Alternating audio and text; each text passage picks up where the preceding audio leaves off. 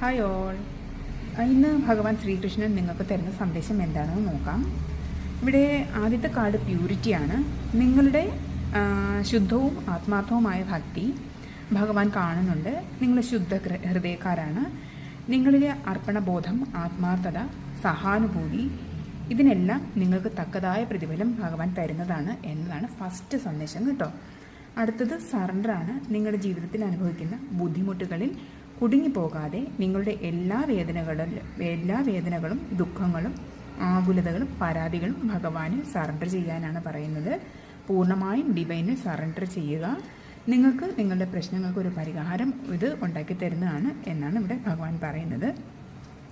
അടുത്തത് do not provoke negativity. നിങ്ങളുടെ ചിന്തകളെ നെഗറ്റീവിൽ നിന്ന് പോസിറ്റീവിലേക്ക് മാറ്റുക.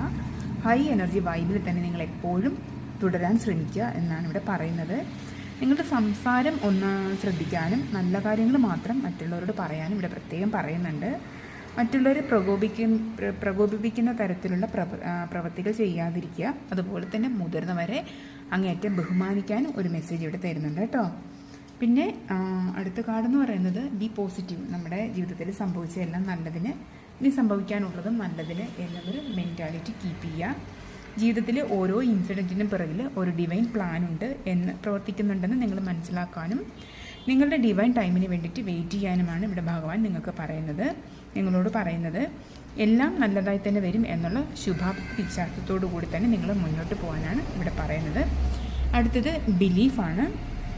ഭഗവാന്റെ പരീക്ഷണങ്ങളെ സമചിത്തതയോടെ നോക്കിക്കാണാനും അവയെല്ലാം ഒരു സാക്ഷിഭാവത്തിൽ ഒബ്സർവ് ചെയ്യാനുമാണ് ഇവിടെ ഭഗവാൻ പറയുന്നത്.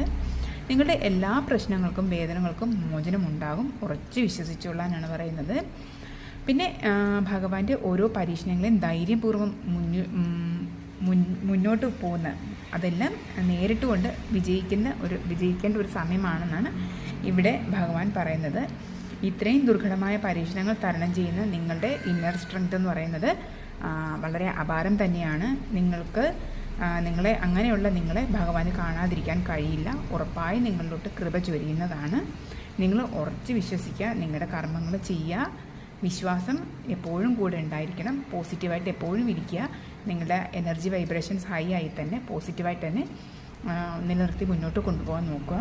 അപ്പോൾ ഇതൊക്കെയാണ് ഇന്ന് ഭഗവാൻ നിങ്ങൾക്ക് തരുന്ന മെസ്സേജ്. Thank you.